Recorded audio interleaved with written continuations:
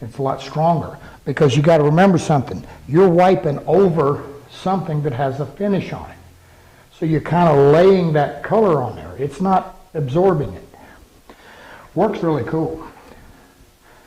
Then, you know, you just take that and you can do your touch-up.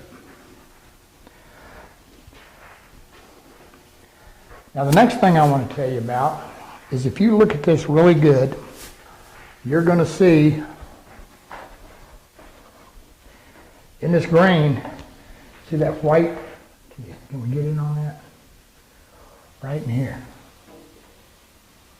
I don't know if you can see it, but there's some white in the deeper grain. There we go.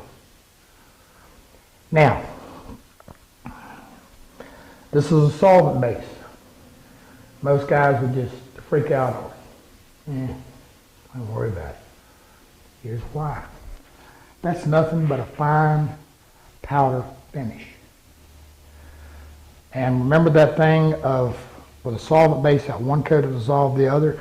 Now, even though this is a catalyzed finish, that's going to melt. When I put another coat of finish over it, it's going to melt that just like that. Now, I've been known for the solvent only. I've been known to scuff something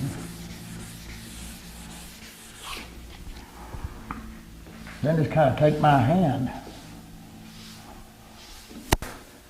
and actually work that powder in there and spray it. What did I just do? That's solid finish. It's going to remelt. What I just did is I added more solids to help fill the grain a little bit. Worked pretty well. It's not like a grain filler, but it's, you know. Now, if this were water-based, if there's a little bit, it'd probably be okay. But that water-based, one coat doesn't dissolve the other. So odds are, I could very easily wind up with white streaks from the grain. Now, how you get them out? How you get it all out? Well, you got to clean it. Again, I like to take a damp cloth and wipe it. And I'm the guy that's been out here telling y'all about air compressors. There's nothing beats it. Yeah, now, you know, you can take a little brush, you can take a little soft toothbrush, but you're going to be there forever.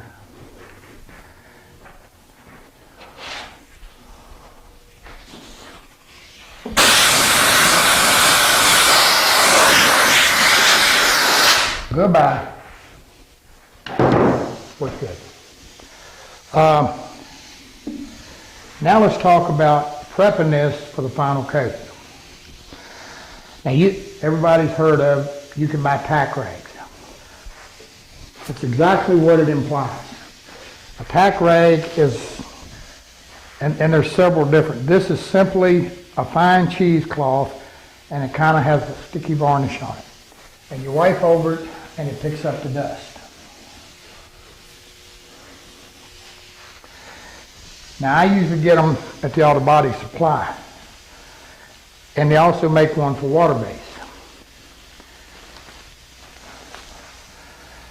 But I'm going to tell you something.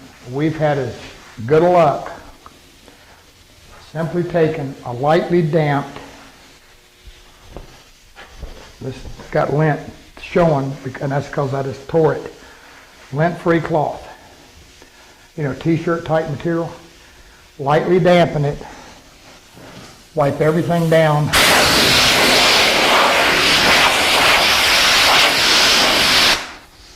Blowing it off with some compressed air, we're good to go. Now you don't want to use a paper towel. And you know what you see us using predominantly is, we call them shop towel. We actually have a laundry service that brings us rags, and you've seen them in the box stores and whatever. Now, if you want to get some of them, that's fine. But I'm going to caution you on something. Don't get the red ones or the orange ones. And the reason for that is when they're red or orange, typically they've been used in an automotive shop somewhere, and they dye them to denote that. The rags we get are white, they're new. We don't want any contaminants. But again, white t-shirts,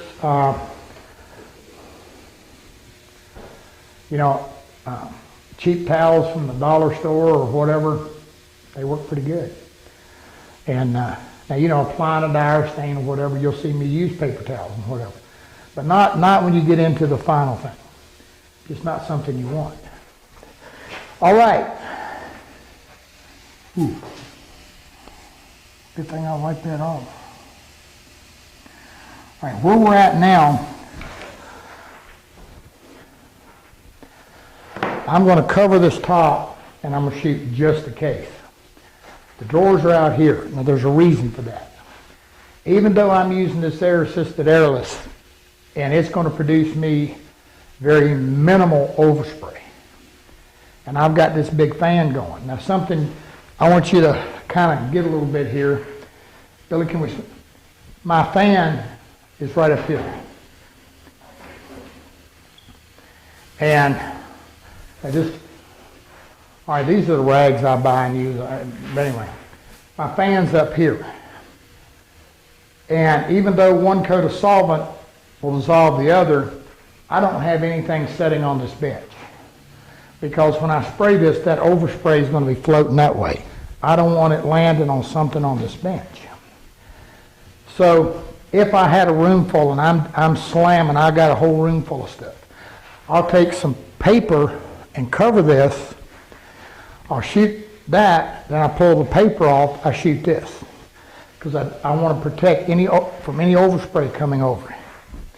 Now that's more important if you're shooting a water base. Because again, it has to do with that, and again with the solvent, where one will dissolve the other. Now somebody posted out there and asked a question.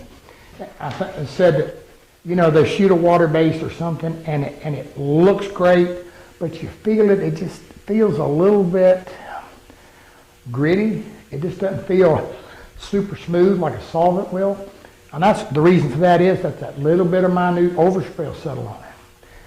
Now that's where you can take a piece of craft paper or a brown paper bag when it's dry and buff over it. You usually take it right off. Because again, it's just a little bit of subtle on there and it just a little bit dust kind of laying on there and that'll take it off. All right, so I'm going to cover my top, shoot the base. When the base is dry, I'm going to move it out.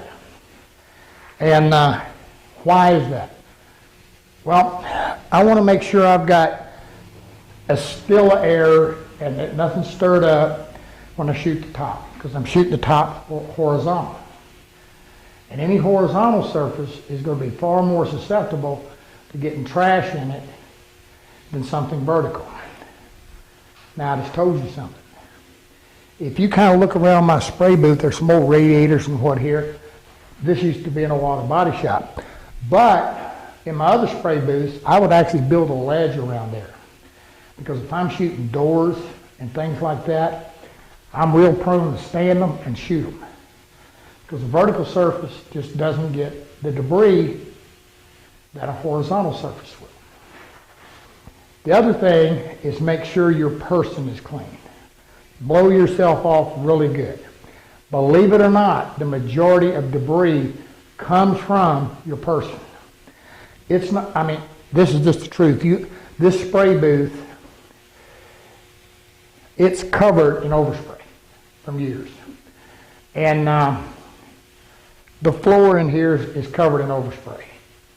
And, but we don't get a lot of dust. If you're in your little home shop or out there somewhere, one of the things you have to think about is keep air moving.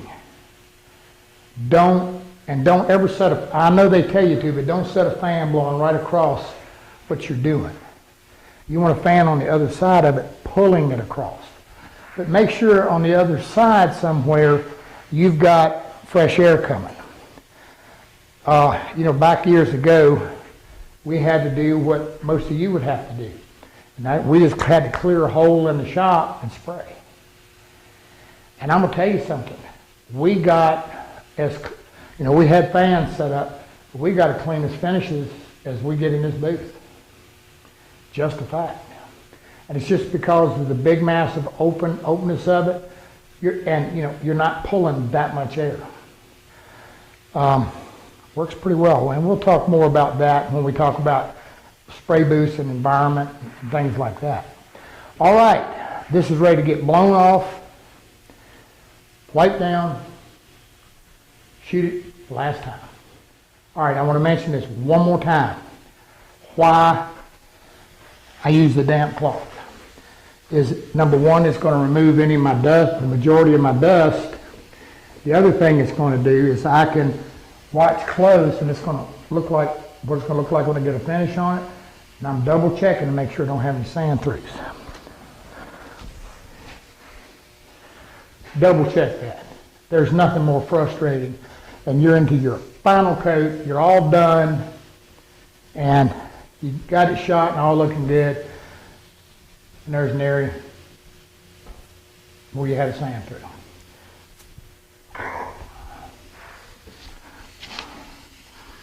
I'll show you how to fix that too.